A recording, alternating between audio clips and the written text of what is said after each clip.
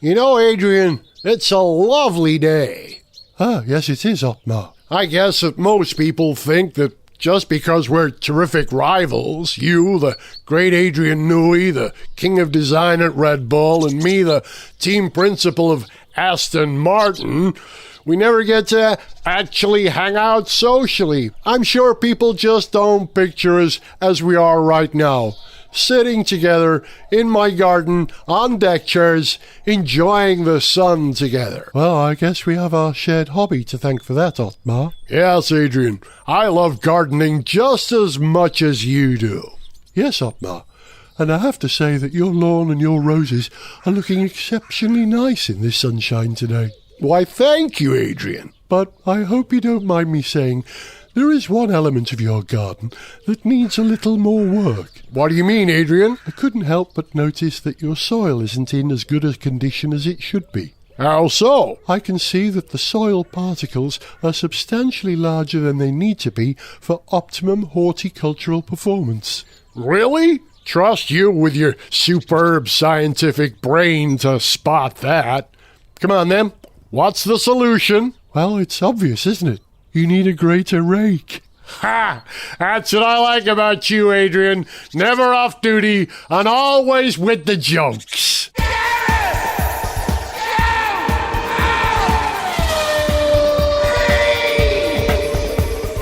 Hello, welcome to Gareth Jones on Speed. She's Sarah. Hello. He's Zog. Hello. And I'm sure that I'm speaking for the whole world of F1 fans, not just Sarah and Zog, when I say I am well chuffed that F1 is back. F1's back. And we didn't have to wait, like last year, for the season to start in, when was it, June? The first race in Austria. Yeah, we lost Melbourne, but we did get the first race, didn't we, Sarah? Are you excited to have F1 back? I'm very excited to have F1 back, and like you said, it wasn't in Melbourne, so it wasn't the usual feel of the beginning of the season. Melbourne usually caps off the season and really makes it feel like it's a whole new year. And, you know, the tradition of a lot of the drivers that win in Melbourne usually carry on and they win the season. So it was a little bit strange not to have that initial race in the traditional city in the world. But I loved that the year has kicked off, and it's kicked off in time.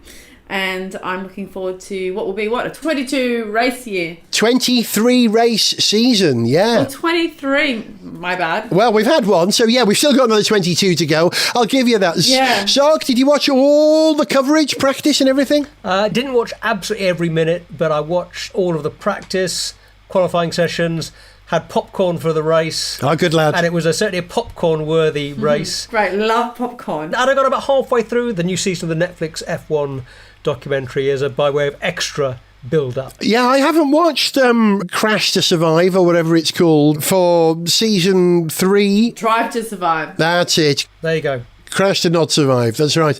And I don't know, I find it a bit weird, but Really? that's a whole other conversation. Yeah. That is a whole other conversation, but I think it's a great show. Yeah, I think they've done a very good job with it, I think. Anyway. Well, before we get to the great show that is F1, I've got to mention that it's not just F1 that's back, but F2's back. And there have been some changes to the weekend format for F2. As a pal of mine observed on Twitter, Tony Taylor, the other week, he says pretty much exactly what I say. I reckon if you subscribe to Sky F1, what you're really subscribing to is the F2 entertainment, and you get Formula One thrown in for free. Because F2, once again, is tremendous entertainment. Like I said, they've changed the weekend round. They now have 3 F2 races over the weekend, 2 sprint races and 1 feature race. And Sarah, you're going to be particularly interested in hearing this. Yes. I counted 3 Antipodean racing drivers in Formula 2 this year.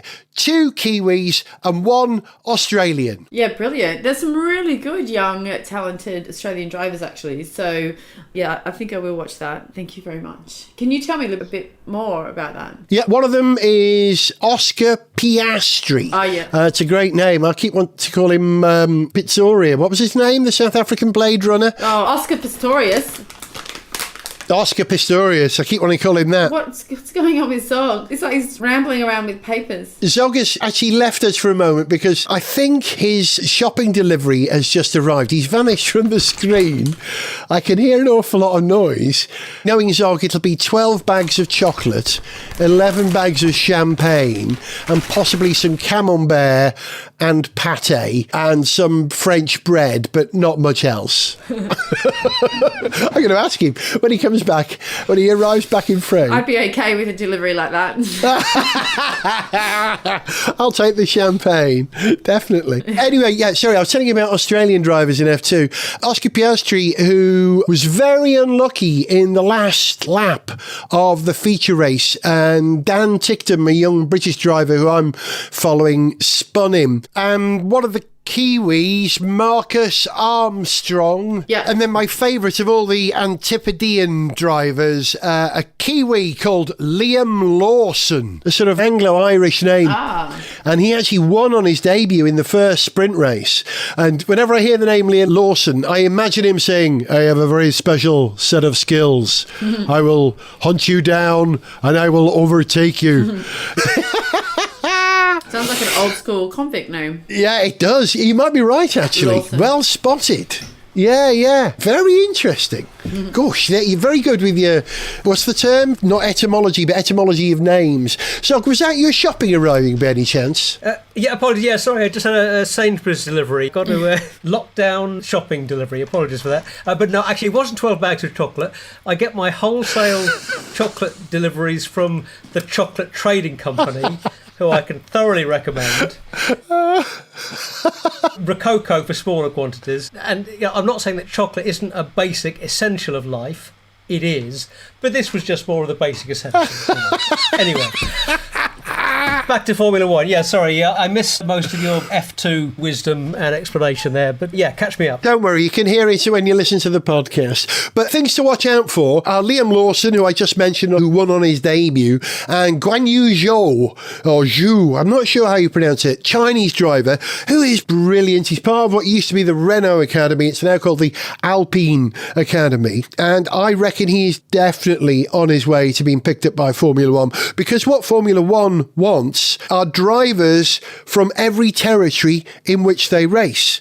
And China, of course, being one of the biggest potential markets for Formula One in the world, they are mad keen to have a Chinese driver. And this guy is very good. I mean, not just good enough, really very good. They bill F2 as the stars of the future. And I think that's absolutely right. So if you're not watching it, go for it. Yeah, I mean, Chinese drivers have made an impression, Ho Pin Tong in endurance racing and in other areas, but we haven't had a Chinese driver in Formula One yet. So, yeah, it'd be good to see China represented in the field. Yeah, I think we had a Chinese driver do a practice session in Shanghai a few years ago. A chap I know, Ma Qinghua, who was one of the two drivers for the China Team A1 GP, who was hopeless, really. He's a lovely lad, but he wasn't the quickest guy in the world. Zhenji Yang was much better, his teammate. But Ho Pin Tong, even though he's Chinese, he's technically Dutch. As in races under a Dutch licence? He's born and bred in the Netherlands, but he does race under a Chinese licence because he's ethnically Chinese.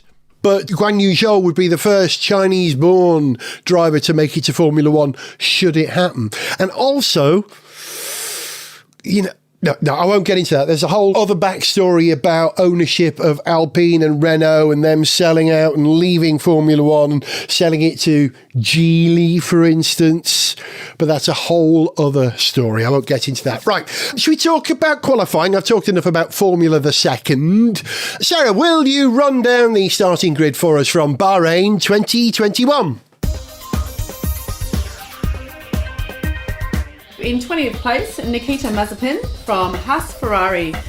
He began at the very bottom of the grid. Mick Schumacher started at 19th. Sebastian Vettel in at 18th, and that was after a grid penalty, I believe. Nicholas Latifi, he started at 17, so that's really good for Williams to be a little bit further up the grid.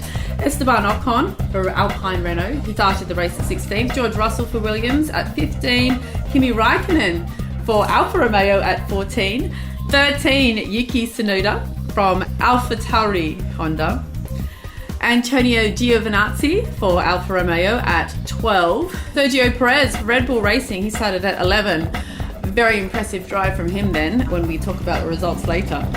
Lance Stroll starting the grid there at 10. Fernando Alonso, what a good qualifying for him for Alpine Renault at number 9. Carlos Sainz at number 8 for Ferrari. Starting the grid at 7th spot is Lando Norris for McLaren. Daniel Ricciardo number 6. Pierre Gasly for AlphaTauri at number 5. 4th on the grid is Charles Leclerc for Ferrari. 3rd on the grid, Valtteri Bottas. Lewis Hamilton starts at 2nd, and Max Verstappen for Red Bull Racing starts at pole position. Thank you, Sarah. Zoggy, how did that grid compare in your prediction of how it may play out? Quite a lot of the grid was more or less as we expected, in that, for example, Max and Lewis were first and second, and it could have gone either way, but probably Max was favourite for pole. My main takeaway from qualifying, though, wasn't actually to do with the overall positions. It was Tsunoda's performance, because I find it quite hard to get over the fact that in his first qualifying session, his first qualifying lap of his first Formula One event, he was second quickest. And it wasn't as if he was one of the first half dozen cars out. Lewis, Max, Bottas, Perez, a bunch of other proper experienced drivers had already done a qualifying lap or two, but still Tsunoda comes out in an AlphaTauri, goes second quickest. What a star. And in fact, he ended up, 13th, sorry. Yeah, he was 13th on the grid by the end of the sessions. But even so, I think that's a really spectacular first qualifying from him. He delivered in the race as well. Yeah, the guy's a star. Really, really impressive performance. Yeah, well, like I said, they're billing F2 as the stars of tomorrow, and he was one of the stars of F2 last year. Listen back to me talking about F2 in last year's programmes, and you will hear me mentioning that. So if you want to be able to say to your motorsport pals, I told you so, or I saw that coming, go to F2. It will empower you. It's such a treat. You remember these names that I've mentioned to you, especially Liam Lawson. I will track you down. I have a very special set of skills, and I will overtake you. He is worth following. Sarah, let's talk about, we've got to start with Daniel Ricciardo. I know I always do this with you, but how did you feel that he managed in qualifying up against Lando Norris? Because you pretty much called it in the last episode. You said, well, Daniel's reliable, he's great, he's solid, he's experienced, but Lando Norris, he's a bit special. And that's how it played out, except who was on top? I know. Well, am I allowed to say who was on top in the end with the race result? Only in qualifying. Oh, well, in qualifying, yeah, I think you're right. I think Daniel Ricciardo proved his worth. He's very reliable, as we spoke. But like we said, Lando Norris is a very talented young gun. And he's, I guess, a little bit of a generation behind Daniel. There must be 10 years between them. Yep. So probably a lot more exposure to the simulator in terms of, the esports side of things. So I think that's what gives Lando Norris a bit of an edge on Daniel Ricciardo in that sense. But Daniel Ricciardo is all class, isn't he? He always delivers. So there you go. And it was a tough tussle. There's barely anything in between them when you look at the times. Sarah, you really, really believe in the whole being able to perform in esports translating to real driving, don't you? I think there is a lot of depth in that, yes. I think so. I do believe if Max Verstappen or Lando Norris go through and win the title, they'll be the first world champion driver that has actually got a background in esports. Zoggy, one of the biggest disappointments in qualifying, apart from Mazepin spinning, of course, was the result of Mazepin spinning, which put Vettel in a bit of a situation, really, didn't it? Yeah, without giving away any sort of spoilers for the race, disappointing weekend for Vettel, I think. I think, he'd have hoped, and we'd all have hoped that with him starting a new year with a rebranded Racing Point as Aston Martin and a team that's got some new investment and got some new life, new blood in it, I think we would all have been hoping for a bit better and expecting a bit better of Vettel. He was unlucky in qualifying, and then he got caught out by Mazepin's spin, which happened just at the wrong time for him. He didn't really have time to react to the yellows, maybe. But he hadn't been terribly impressive in practice sessions, and Stroll had largely looked over the measure of him, which for a 4-time world champion is disappointing. Yeah, I'd say precisely the same. I said in the last show that I thought Stroll was a better driver than we give him credit for, but he did actually walk all over Vettel in practice and qualifying. And after this short break, we'll discuss how that played out in the race.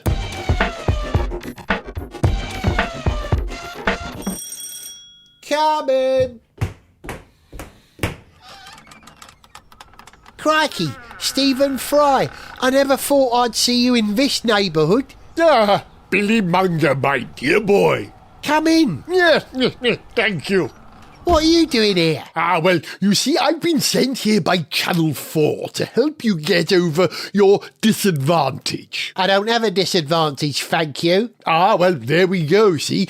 It's the way that you speak. The top brass at Channel 4 think that you need help with your elocution. What do you mean? Whenever I'm on TV, I think things through thoroughly. Yes, well, there you go, dear boy. It's not think things through thoroughly, is it? It's think things through thoroughly. You have a tendency to pronounce the letter th as a f. Oh, I see. I've never noticed that. Well, don't worry, boy. I'm here to help you fix that. So let's start with a few simple speech exercises, shall we? Say after me, I thought I saw 3 or 4 thirsty Formula Fords thrust and thrum through the thoroughfare of Thruxton Thursday fortnight. I thought I saw 3 or 4 thirsty Formula Fords thrust and thrum through the thoroughfare of Thruxton Thursday fortnight. Oh no, that's really hard. I'll never get it. Okay, then let's try something a little simpler. After me, Theodore Slotover, Theodore Slotover, Theodore Slotover. Theodore Slotover, Theodore Slotover, Theodore Slotover. No. Try it again, and remember, it's not Theodore, it's Theodore. Theodore Slotover. Yeah, much better. Why did you make me say that? Because it's Ted Kravitz's real name, dear boy. Theodore Slotover. Yeah, by George, I think he's got it. Well done, dear boy. Thank you, Stephen Fry. Sorry. Thank you, Stephen Fry. Yeah, you're welcome. Is that it? You going now? Yes, I think my work here is done. You know, your problem isn't so bad, Billy Monger. I once had to help a commentator who constantly said F instead of M. Was that a big problem? Not until he had to introduce Martin Brundle. Gareth Jones on speed! Not only was I chuffed to have F1 back, but at the start of the F1 race, I saw something which I'm pretty sure has never occurred in Formula One ever in its 61-year history. Is that what it is now? And that is, on the starting grid, albeit right at the very back, there was a car that was built in Wales. Look out. Yes, the Aston Martin safety car looked pretty good. I love the Aston Martin racing colours, and yeah, the green and yellow striped safety car looked terrific.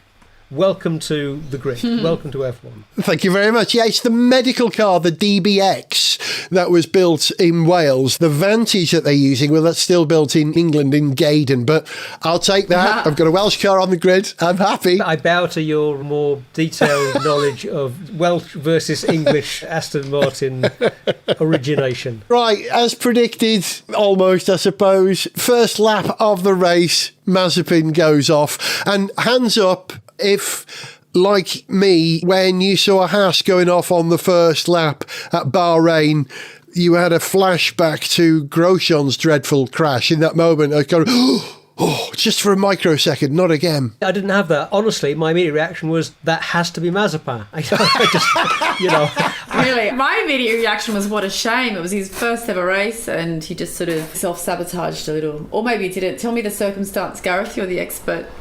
He's just probably not very good. I think that's exactly right, yeah. Let's give him a chance to improve, but he's not looking like the best young prospect, is he? And do you know what? I can imagine what the next series of Drive to Crash is going to be like. Drive to Survive, Gareth. Oh, yes, that's what it... Right, yes. And what Gunter is going to say at that precise moment. More expletives than a Sex Pistols gig. Yeah. Now, by lap 2... Mick Schumacher, in the other Haas, achieved more than his dad did on his debut. Now, if memory serves, Schumacher Senior's first race was in a Jordan, of course, at Spa in, was it 91? Now, and if I remember... Schumacher started from 7th or something like that in the grid, but only lasted a couple of 100 metres before the clutch expired on his car. But that was enough for Flavio Briatore to sign into Benetton because he thought, oh, this lad's quick. Yeah, he made quite an impression in those few laps, to be fair. And a better impression than Mick Schumacher made, I would say, given that young Mick spanned pretty much immediately the race restarted. Yeah, but Mick did make it to the end of the race, which is significantly more than Mazepin did. God, blimey. And then as we got into the race... we had some brilliant, I was going to say midfield action, but I don't think it's fair to call it midfield anymore. I'm talking about Norris and Leclerc going wheel to wheel because the Ferraris were quicker than we were expecting. And of course, the McLarens were every bit as quick as we were expecting, almost in the very upper echelon. But Norris had a great race, didn't he? He did, yeah, no, he was very impressive. Norris was a real star this weekend, and McLaren look like they have taken that step forward. The top 6 or 7 cars were more or less what you'd expect, and that you'd expect to have the 2 Mercedes and the 2 Red Bulls up there, and a Ferrari and a McLaren, and that's exactly what we had. And then that midfield behind them, it's nicely jumbled up. It's looking quite close. It bodes well for the season. Yeah, they're not 2 by 2 by 2. It's a bit of a salt and pepper mix, isn't it? I like that. I'll tell you what, that other new driver this season, that young Alonso, he looks quite promising, doesn't he? Young Alonso. Had a good start to the race. Shame he had brake trouble, but yeah, kid's got potential. Sarah, you must be disappointed that when it actually all played out, that Lando Norris finished 3 places ahead of Daniel Ricciardo, because Ricciardo had a pretty solid race and he's not unhappy at McLaren, is he? But I think Norris may be benefiting from being the incumbent driver scenario. Possibly. I mean, let's give it time. But yeah, I think the positive there is that McLaren really had the edge on Ferrari in the end. Yeah. And I think that they've closed the gap to Mercedes and Red Bull. So I think it's going to be a really good season when you look at what the top 3 to 4 teams are. And I think this race, or the first race, has made it quite clear, I think, that who the top teams are and who sort of the middle of the field might be and who might be towards the end of the field. But I think Daniel Ricciardo did well considering, but I did have a bit of a chin wag with my father last night, and he seemed to believe that Daniel Ricciardo had a couple of little problems with his car. Or is that just making excuses because we're Australian? I mean, I think he maybe had a bit of tyre trouble towards the end of the race. Maybe his tyres were going off a bit more than he might have liked. Okay. It's often the way towards the end of the race, though, isn't it? I'm a big Danny Rick fan, but I think, if I'm honest, I think Lando is probably just slightly quicker. Daniel Ricciardo has the edge on experience, but has the disadvantage, as you say, Gareth, of being a newcomer to the team, whereas Lando is nicely embedded there and has been working well with the team for a while. So Ricciardo is a little bit on the back foot in that sense. Let's see how it evolves over the season, but they're going to be pretty close. I really hope they work well together, because as a driver pairing, if you had to go out for a drink with any 2 drivers of any single team, surely you'd pick McLaren, you know? No, I would choose either Lance Stroll or Nikita Mazepin, because they're so darn wealthy they can pay for all the drinks. Okay, fair enough. Yeah. You know what, Gareth? I'm quietly confident that any of those drivers might be able to cover those drinks. Fair point. Fair point. I was ruminating on Aston Martin. I think as a Brit and as a Jordan fan historically, the fact that the Jordan team that became Midland, that became Spiker, that became Force India, that became Racing Point, that is now Aston Martin, I'd really like to be able to support them. But I don't have a place in my heart for Lance Stroll. And I wanted to have a place in my heart for Vettel because I liked Vettel at Red Bull and I liked Vettel at Ferrari. But I think he's possibly fallen off the cliff edge in terms of performance now. What I'm getting to is I would love Aston Martin to have two truly brilliant drivers that I could get behind and support. And I was allowing myself a bit of a fantasy. I was thinking, okay, assuming Lewis wins the 8th World Championship this year and retires, and that's not a given, but it's a likely scenario, there would be an immediate shuffle of the grid. And if Lawrence Stroll looked at the performance of his team at the end of the year and saw that Vettel was seriously being outperformed by his son, then he would think, right, well, we need to put someone else in. So, assuming Mercedes make a play for either Max Verstappen or George Russell, who they own, they can't have both, or if they do have both, that frees up Bottas. So that could potentially put Bottas in the Aston Martin if we don't see George Russell there. Do you see what I'm getting at? That would be great. What I'm getting to is I can see Vettel being asked to consider retirement halfway through the season if his performance doesn't pick up. The trouble is, hasn't he bought shares in Aston Martin himself? So that would be triply complicated. Am I extrapolating too much? Yeah, I think you're maybe taking that a little bit too far. You're going out on a bit of a limb there. Let's give it another couple of races at least to see how things evolve. But it was a bad weekend for Vettel. It wasn't such a bad weekend for Aston Martin overall. After testing, things were looking a little bit rocky for them, given that I think we were hoping for a step forward. They were certainly expecting that. And, they complained loudly about how the rule changes have affected them, how their lower rake design has been badly affected by the rules, and they had reliability problems in testing. Practice, they weren't looking spectacular, but in the end, Stroll scored points for them. They got their first points of the season in the first race. That's not bad. Vettel running into the back of Ocon like that was pretty clumsy. It was pretty silly. I thought so too. It just goes to show that he still has that unforced error. You beat me to it, Sarah. I was going to say, I bet you're going to say that. Another Vettel unforced error. And moreover, he then tried to blame it on Ocon, which I can't see the reason in that. I really can't. Yeah, I think he's generally, and particularly more recently, has been quite good at owning his mistakes, but certainly not in this case, no. When somebody passes you like that, you can't just run into the back of them. You know they're going to take their line for the corner and you know they're going to brake. You have to avoid them. Yeah, very, very silly. This race wasn't without its controversy. I'm talking about the battle in the closing 5 laps, I suppose, between Max Verstappen and Lewis Hamilton. Now, throughout the earlier part of the race, Lewis had been going wide at certain parts of the track. Mostly turn 4. Turn 4, thank you. And hadn't been given a penalty for it. But when it came to racing and overtaking, when Max passed Lewis and went 4 wheels off the track, he was immediately told to give that back. Now, in my understanding, he gained a racing position, a lasting advantage from that, which is why he was given the penalty. Sarah, did you feel that was fair or an unfair judgment on Max, that he had to give that place back to Lewis, having passed him? I think it was in the end, because even though during the race there were times where Hamilton went off the track, and I think Red Bull did complain about that, I don't think he was able to gain what they say a lasting advantage. So I think what the race director, the rule says that drivers can't leave the track to gain a lasting advantage, and if they do, then they have to give that back. So even though earlier in the race Hamilton was sort of warned, I suppose, he never actually gained a lasting advantage, where in fact when Verstappen did it, he did.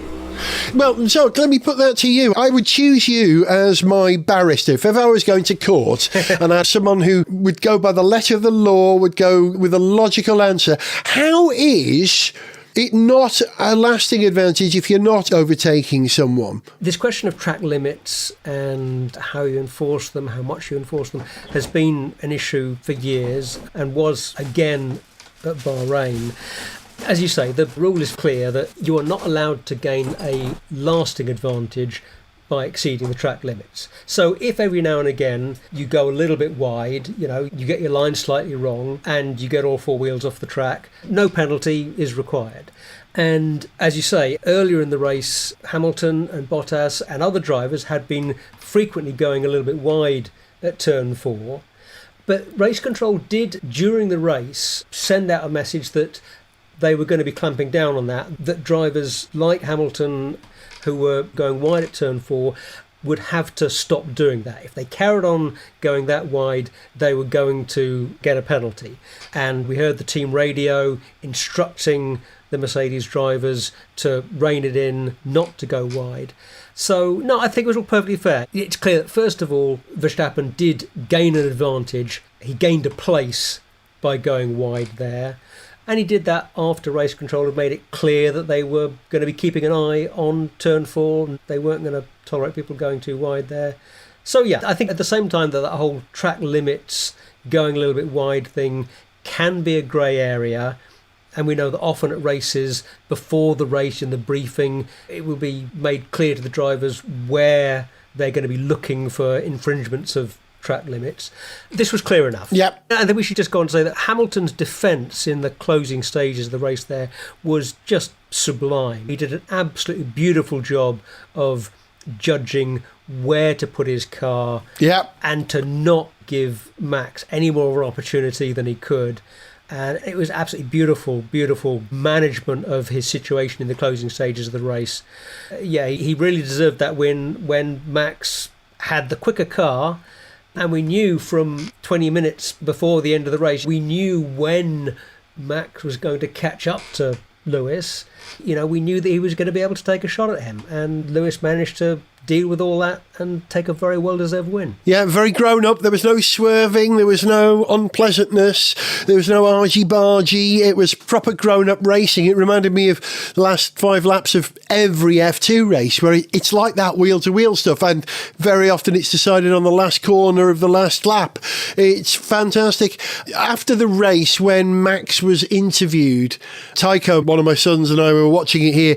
After the race, Jenson Button said to Max, you must be very disappointed. And Tycho turned to me and said, Max doesn't feel disappointment. He feels anger. That's Max.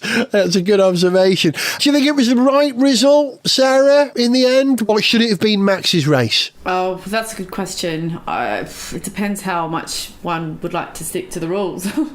Yeah.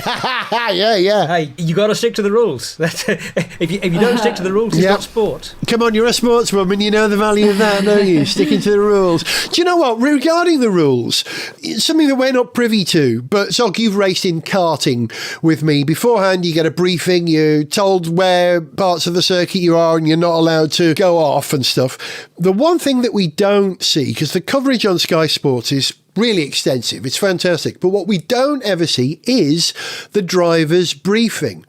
And with all this new controversy over track limits and stuff, it would be really nice to see the driver's briefing these days. There have been clips of driver's briefing in the past. I remember Senna coming up against Balestre. Yeah, in that Senna documentary, there's a very good clip of a driver's briefing. Yeah, you're right. It will be fascinating to see what goes on in that driver's briefing.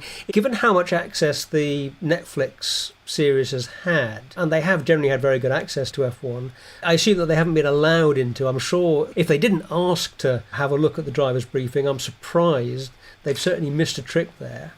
Yeah, I'd love to see what goes on. I'm going to mention it to Ted, that we get a glimpse of that on the Sky coverage. There you go. Then I don't have to watch, what's it called? Drive to Crash? Drive to Survive. Well, that's right, Sarah, yes. Just watch the series. That'll remind you. Okay. And I'm going to watch the rest of Formula One as well. A couple of observations just to make quickly. Tsunoda As David Croft said, he was the first Japanese driver since Kobayashi in 2020. 2020, right. That's what he said, to score a point. First driver to score a point since 2020. So well done, Tsunoda. Yeah, finished 9th, and after that, as I say, spectacular show in qualifying. Yeah, he was a real star this weekend. And also you've got to say, Perez did very well to get back up to 4th with his problems at the start. Yes. Can you imagine where he would have finished if he actually started from where he should have done? Well, he actually got driver of the day. Correct. He finished in 5th. He actually started from the pit lane right at the very, very back of the grid because he had that car failure during the formation lap. So that was one heck of a drive. But he's done that before, hasn't he? He's come from the back of the field before. Yeah, he's a terrific racer. I'm sorry, yeah, if I said he was 4th before, he was 5th at the end. But it was a terrific comeback drive. And yeah, the reliability issue, though, we don't often see a Red Bull conking out on the formation lap like that. That must be a slight worry for them. But they had replaced some systems on his car, hadn't they, shortly before the race? So maybe there was some issue that had to do with the bits they've been working on then. There is a slight precedent for that, though, because at the first race of last year's season in Austria, Max's car gave up on him after 11 laps. So it's that thing of Red Bull coming out of the blocks before they've really sorted the car. But the car does seem to be far more sorted this year than it is normally. And let's hope that it stays sorted so we get a really, really, really solid season of racing. Not only between Max and Lewis, but, Perez and Bottas too. And let's hope even Leclerc and maybe... Hey, Lando's going to be up there. Lando, yeah, you beat me to it. Maybe too. Leclerc's going to be up there. Yeah. Looking forward to the rest of the season. You've been listening to Gareth Jones on Speed. She was Sarah. Goodbye. He was Zog. Goodbye. And I was Gareth. And we'll see you for the next episode of Gareth Jones on Speed. But before we go, I'm going to leave you with a piece of music which is a familiar way of finishing the episode that celebrates the return of the season. And for one last time, perhaps, this one's going to start with a familiar voice. See ya. One light. Two lights. Three lights. Four lights. Five lights. Let's go, go, go! F1's back and so's Aston Martin. I bet the team regrets Perez departed. Alonso's back to old team new name. Different branding, performance is the same. Bottas missed his goal, Lewis maxed out. Max got pole with Honda Cloud. On the formation lap, Checo faced defeat. Went for a reset, Control-Alt-Delete. Mercedes were brilliant back in their workshop, but I bet they wish they could say the same about Bottas's stop. I hope that Max can make it tough for Lewis to make it 8. His red nose to race, wheel to wheel, F1's flipping great! F1's back! To send us an email, see pictures, get song lyrics, join our Facebook fan site, follow us on Twitter, or to find out about sponsorship opportunities, go to garethjones.tv. Gareth Jones on Speed is made in London by Whiz Bang. Gareth Jones